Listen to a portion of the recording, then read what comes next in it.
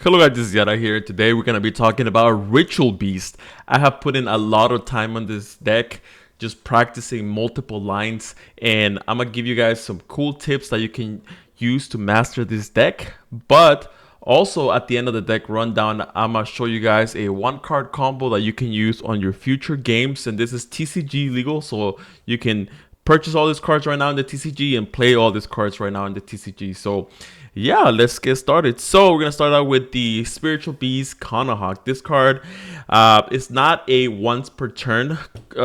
One thing that all the main deck Ritual Beast monsters share is that they can only be special summoned once, right? Once per turn per name. So Spiritual Beast Kanahawk can only be special summoned once, right? But if you normal summon it, activate the effect, and then you special summon it, activate the effect to banish from deck again.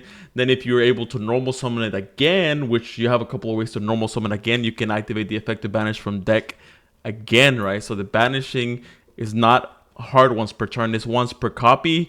But if you summon it again, you can do it again. So very good card. This is one of your one card starters, so you're gonna want to max out on this.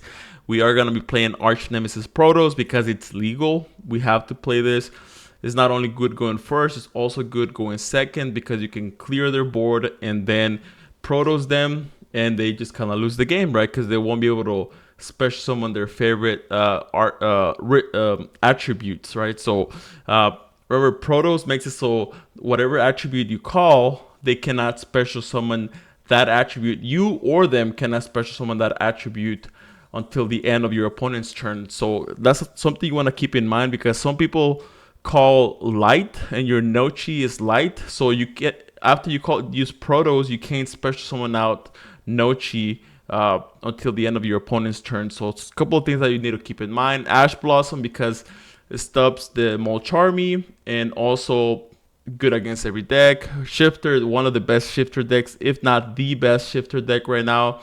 It is better with Shifter than Tenpai because Tenpai doesn't really gain any resources with Shifter. It just prevents the opponent from playing. But on this deck, you can actually gain resources with Shifter. But I will tell you right now that you need to do your homework, right? If you're going to playtest this deck, do some sessions, one with Shifter, one without Shifter, because the lines change, right? So do something like Kanahawk with Shifter, Kanahawk without Shifter, Rampengo with Shifter, Rampengo without Shifter, because you'll see that the lines will change drastically. So you have to keep into account Shifter, right? You have to keep into account. So then we have Effect Veiler. Sure, it conflicts with Shifter, but you can actually use both of them on the same turn. You go Chainlink 1 Shifter, Chainlink 2 Effect Veiler in the same chain, so that way you're able to negate. We are playing the Nemesis Corridor because we're playing Colossus. This is better if you don't know what you're playing up against. If you're blinding first, like you win the die roll, you go first. I recommend using Colossus instead of Protos because if you don't know what your opponent is playing, but if you know what your opponent is playing, then go for Arch Nemesis Protos. But if you don't know what they're playing, then go for Colossus. Nemesis Flag searches Protos. Triple Elder, this one gives you an additional summon. So that is a hard once per turn. And if your opponent imperms this or effect Veilers this, then you can laugh at their face and say, you know what? This effect lingers even through an imperm or an effect Veiler. The only thing that stops this is something like a skill drain that's already been up before this card was summoned. But if they chain like imperm or Veiler to this, you still get that additional summon. So we're playing the Tamer Lara. This is cool because a lot of people don't know that you can actually special summon from your graveyard, even extra deck monsters. So if you have something like a Raritoru or a Ulti Falco in the graveyard, you can special summon this. So you get a lot of advantage that way. So we're playing one Ritual Beast Tamer Wen. Same thing with this. But this one actually special summons from the banished pile. So you can actually special summon, like I said, the extra deck monsters, also main deck monsters. So keep that in mind. We're playing one Spiritual Beast Apelio. Also, a little side note: all the main deck monsters that have an effect, kind of like this one, special summons from graveyard, from banish, Kanahawk, their effect is not a hard once per turn. So if you're able to normal summon them again, you can activate the effect again. So little side note right there, you want to keep that in mind because sometimes you go through multiple effects. So the Apelio is good because you can activate this in the damage step. It is a quick effect that boosts attack, so you can activate this in the damage step. A lot of interesting lines where you can OTK. A lot of people don't see them coming because it's all damage step stuff that I will get to that in a second. So Rimpengu, very good card. You banish one from the extra deck, then you send the same type from deck. So this is also a 1-card starter, so you want to max out on this. And probably the best card in the deck, Spiritual Beast Tamer Lara. Such a crazy card. So this one gives you an additional normal summon by discarding this. This one special summons from deck when it gets banished. And not only that, it also protects your stuff from getting destroyed. So like you can crash into something, activate this in graveyard, special summon from deck in the damage step. If your opponent right gatekeys you, you can banish this from graveyard. It protects you from field or graveyard, and it protects your field. So this card is absolutely broken. You have to max out on this. And one of my personal favorite cards is the Spiritual Beast Tamer Winda. This one is not a once per turn, so if you have multiple Windas, you can trigger this. But if this card in your possession is destroyed by an opponent's card, you can special summon from your deck or extra deck a Ritual Beast monster, right? Ignoring its summoning conditions. So you can actually special summon any of your extra deck monsters. So you can go ahead and crash. The fact that it's 1600 attack is so clutch because you can beat over SP Little Knight. They're both 16. Crash, trigger the effect, special summon from the extra deck, attack again. So you can do pretty cool like damage step shenanigans with this card. The set from Pelica, a lot of people don't play this. I like to play it because it is another name, plus the fact that you're able to special summon from grave. Very good. Call by the grave to stop those Molcharmies or hand traps. 3 tellies, you can special summon out the Lara or Wen, just depending on what you need. The Ritual Beast Inheritance, a lot of people don't like maxing out on this. I like to max out on this because this is kind of like a reinforcement of the army of the deck. You reveal a Spiritual Beast, and you have to search one with a different type and then discard a card, right? So you can get rid of your dead shifters that you have in hand. But the other effect to lower the attack from your opponent, depending on the different types that you have, can come in clutch.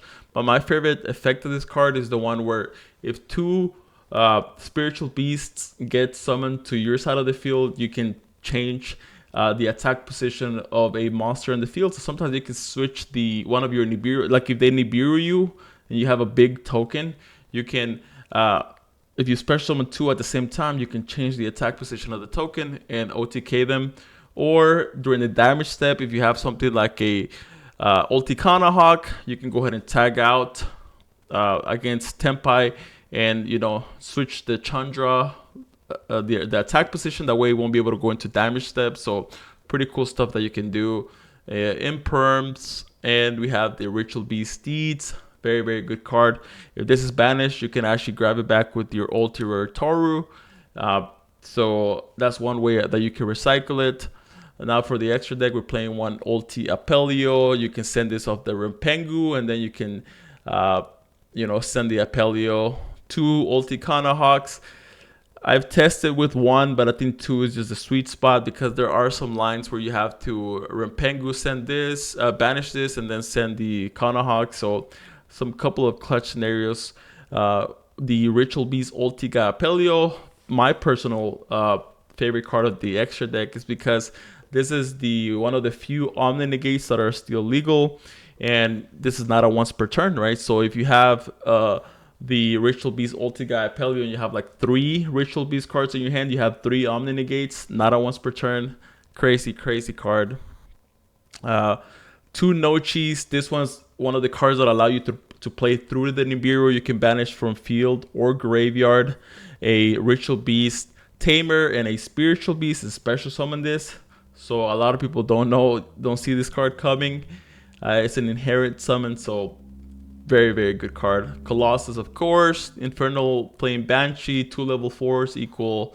You know, you can search Nemesis Flag. Flag searches Protos. Appaloosa, IP, Link Spider whenever you get Nibiru'd. It happens a lot. A lot of people are playing Nibiru. You have to play this. 1 Ulti Falcos. You can play 2. And you can probably cut the Zelantes if you want to. Or you could play 2 Ulti Rare Taro. But this one, you banish a Ritual Beast from the graveyard and you're able to normal summon. So that's how you get an additional normal summon. This gives you an additional normal summon. This gives you an additional normal summon. Let's see. This gives you an additional normal summon. Ulti Rare Taro gives you an additional normal summon. So you can get multiple normal summons. So yeah, and the Ulti Rare Taro makes it, this one can tag out, so into 2, so something you want to keep in mind. And this one is very good. Your opponent can activate stuff that tributes for cost, so against stuff like plants or against stuff like Drytron. This is an FTK, right? Because the first line says neither player can tribute cards to activate a card or effect, so they can't even attempt to trigger those cards. So, but the cool effect is that you're able to grab a Ritual Beast card from your banish pile, add it, and then you have the option to normal summon something. It doesn't have to be the card that you grab. So you can grab something like a Ritual Beast Steeds and then normal summon some other monster that you have in hand. So very, very good, cool card. And also banishes during the opponent's turn one of your Ritual Beast cards and one of their cards. It can actually target itself as well. So, and then SP and the Zelantes, you might be wondering why Zelantes? Because sometimes you're able to go into the Ulti Rare Taru, then you link it off for the Zelantes, then you normal summon out the Tamer Lara, and special summon out the Ulti Rare Taru, co-link with the Zelantes, then you go into battle phase and, you know, a lot of damage. So, and then for the side deck, I like to play Volcharmy going second, Dark Ruler going second, Evenly going second. You know, some stuff for the Runic matchup, Runic Stun matchup, and the Die5 to go up against any deck that hates getting their stuff banished. So yeah, let me go ahead and show you the little replay that I have over here of the 1-card combo.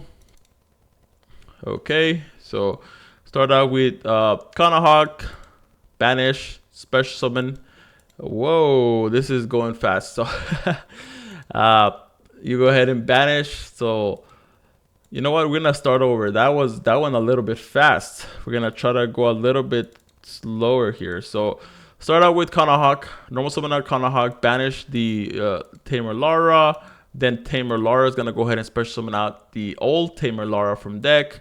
Now you go into the Ulti Kanahawk. Ulti Kanahawk is gonna go ahead and target the both of those. Then you change the effect to special summon out the Lara and the Ulti Kanahawk. So that's how you're able to save cards. You activate the first effect of Ulti Kanahawk, targeting 2 cards to return them. Then you change the effect targeting one of the 2 cards that you previously targeted, and then another card that you didn't target. So then you go ahead and search a copy of Wen from deck. Now you're gonna go ahead and activate Kanahawk again, banishing the Rempengu. Now you're gonna go ahead and link both of those off for the Ulti Kumafalco. Ulti Kumafalco, banish the Kanahawk. I like to banish Kanahawk because sometimes you wanna grab it back from the banish pile. So banish the Kanahawk's normal summon out Wen. Now Wen's gonna go ahead and special summon out the Rempengu from the banish pile. Now Rempengu, banish the Ulti Gaiapeo and send a copy of the Winda. Now we can go ahead and go into the Nochi by banishing a Ritual Beast and a Tamer, Spiritual Beast and a Tamer. Now we can go into the Ulti Kanahawk with both of those monsters. We could do Chainlink 1, Chainlink 2. We're going to go special summon these 2 out. Search a copy of Elder. Now we can go into the Ulti Rare Taru. Ulti Rare Taru is going to go ahead and grab back Kanahawk. Normal summon out Elder. Now additional normal summon out the Kanahawk. Banish the Apelio. Go into the Ulti Kanahawk. Chainlink 1, Chainlink 2. We're going to go ahead and search a copy of the Steed. Special summon out Tamer and the Apelio. Now Apelio is going to go ahead and banish the Ulti Kimifalcos because we are able to special summon this out with the Nochi in the following turns. So you kind of give yourself follow-up for future turns. Now we're going to go ahead and go into the Infernal Flame Banshee. Grab a copy of the flag effect.